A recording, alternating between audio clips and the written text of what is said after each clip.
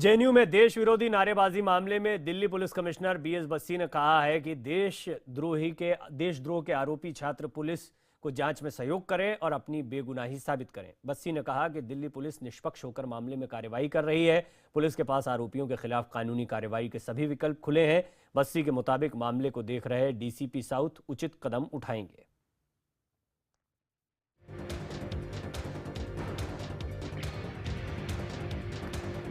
व्यक्ति को सलाह दूंगा कि हमें अपने देश की आज़ादी को बरकरार रखने के लिए अपने संविधान के प्रति निष्ठा रखनी चाहिए और कोई भी ऐसा कार्य नहीं करना चाहिए जो संविधान के विरुद्ध हो, देश प्रेम के विरुद्ध हो।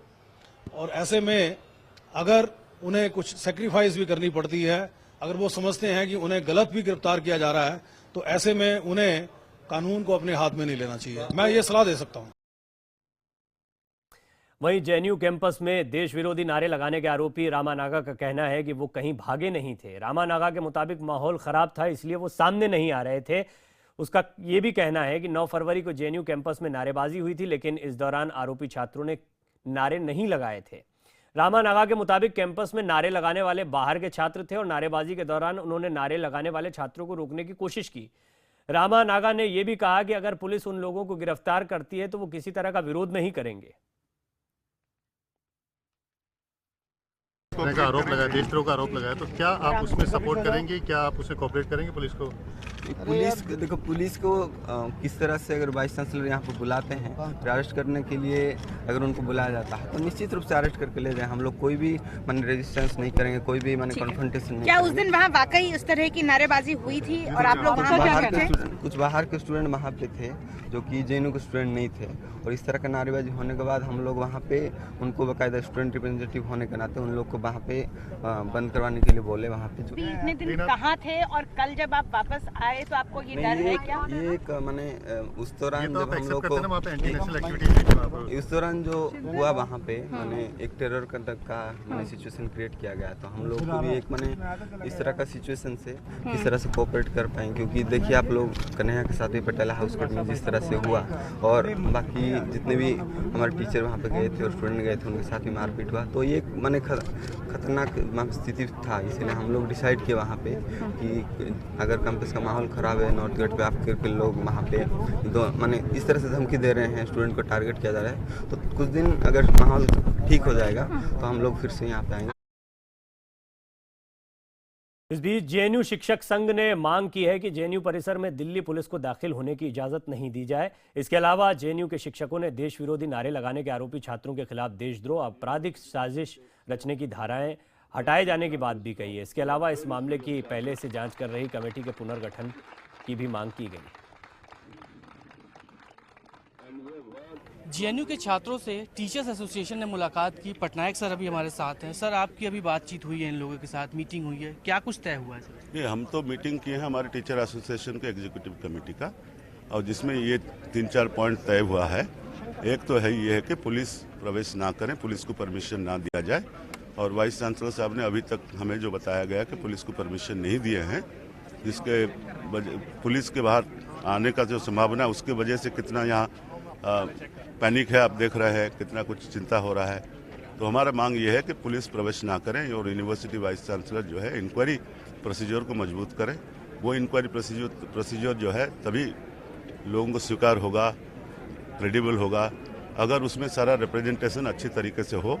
जो हमारा मांग है कि ये इंक्वायरी कमेटी को रिकॉन्स्टिट्यूट किया जाए, और उसके बाद एक मांग ये भी है कि यूनिवर्सिटी अपने तरफ से प्रयास करे कि ये जो सीरियस चार्जेस है, जिसके बारे में काफ़ी लॉयर्स ने भी ओपिनियन दिया, दूसरे लोगों का ओपिनियन है कि बड़े सीरियस चार्जेस है, और स्टूडेंट्स को इस तरह के चार्जेस में ना घेर लिया जाए कि सेडिशन और क्रिमिनल कॉन्स्पिरेसी जैसे चार्जेस में।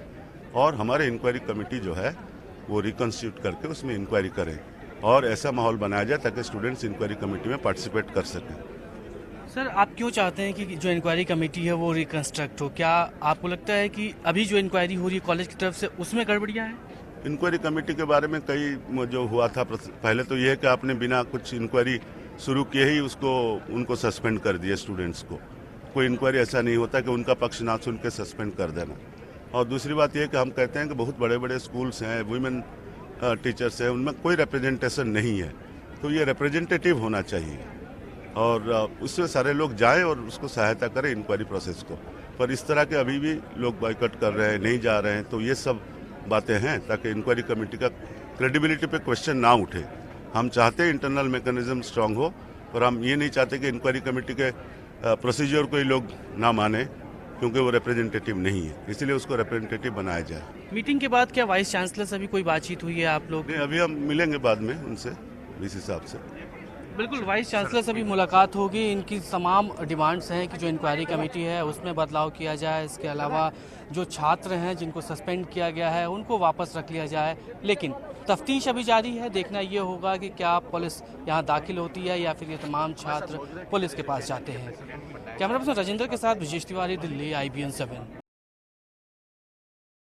इससे पहले देश विरोधी नारे लगाने के पांचों आरोपी कल शाम 6 से 8 के बीच JNU कैंपस पहुंचे। फिर रात 9:30 से 10 के बीच सभी आरोपी एडमिन ब्लॉक पहुंचे। कैंपस में सबसे पहले रामा नागा ने भाषण दिया, इसके बाद प्रकाश अंबेडकर ने 40 मिनट का भाषण दिया, अनिर्बन ने 15 मिनट का भाषण दिया और आखिर में उमर खालिद ने 15 मिनट का भाषण दिया।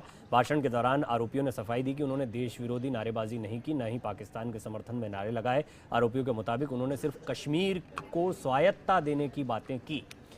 आरोपियों का कहना है कि सरकार रोहित वेमुला मामले से ध्यान हटाने के लिए ये विवाद खड़ा कर रही है। इस बीच JNU छात्र संघ के उपाध्यक्ष ने कहा कि सभी आरोपी आज शांतिपूर्ण तरीके से सरेंडर करेंगे। नारेबाजी कांड के आरोपी उमर खालिद ने JNU के एडमिन ब्लॉक पर भाषण देते हुए कहा कि बिना किसी सबूत के उसे आतंकी ठहराने की कोशिश की जा रही है। साथियों, मेरा नाम उमर खालिद जरूर है, लेकिन I am not a terrorist. सबसे पहले आज यहाँ इस समय और पिछले कई दिनों से जितने छात्र सड़कों पे, इस कैंपस के अंदर, इस कैंपस के बाहर, और जितने फैकल्टी, जितने comrades in the faculty who have been present in this fight, I would like to thank and congratulate each one of you. It was not, and I understand when I'm saying this, ये लड़ाई कुछ हम 5-6 लोगों के लिए नहीं थी। आज ये लड़ाई हम सारे लोगों की लड़ाई है। आज ये लड़ाई इस विश्वविद्यालय की लड़ाई है। आज ये लड़ाई सिर्फ इस विश्वविद्यालय की नहीं, इस देश भर के हर विश्वविद्यालय की लड़ाई है, और सिर्फ विश्वविद्यालयों की नहीं, इस समाज के लिए लड़ाई है कि आज आने वाले दिनों में हमारा कैसा समाज होगा। साथियों, अभी कुछ दिन, पिछले 10 दिनों में मुझे अपने बारे में ऐसी ऐसी बातें जानने को मिली हैं जो मुझे खुद नहीं पता थी। मुझे पता चला कि मैं 2 बार पाकिस्तान होकर आया हूं। मेरे पास पासपोर्ट नहीं है, लेकिन फिर भी मुझे पता चला कि मैं 2 बार पाकिस्तान होकर आया। फिर मुझे पता चला, जब ये बात गुब्बारा फट गया, फिर पता चला कि मैं मास्टरमाइंड हूं। मतलब JNU के students, they have a wonderful mind, but I was the one focused that I am the mastermind who ensured this entire program, and I was planning these programs in 17-18 universities. I did not know, I seriously did not know my influence was so huge.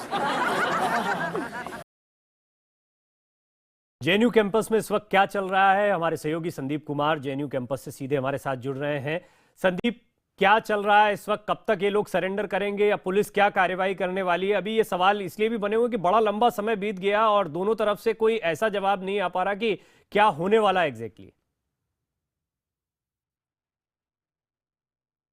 देखिए, कुल मिला के teachers और student union जो है उन्होंने साफ कर दिया है कि पुलिस को इस यूनिवर्सिटी कैंपस में दाखिल नहीं होना चाहिए, और अभी थोड़ी देर में स्टूडेंट्स और टीचर्स की VC के साथ मीटिंग होने वाली है, और उसी दौरान, मीटिंग के दौरान ये लोग अपनी मांगों का एक ज्ञापन सौंपेंगे और VC से डिमांड करेंगे कि जिस तरह जादवपुर यूनिवर्सिटी के VC ने पुलिस की एंट्री को का विरोध किया था और पुलिस को यूनिवर्सिटी कैंपस में दाखिल नहीं होने दिया था, उसी तरह JNU में भी JNU के VC भी पुलिस को यूनिवर्सिटी के अंदर दाखिल न होने दें।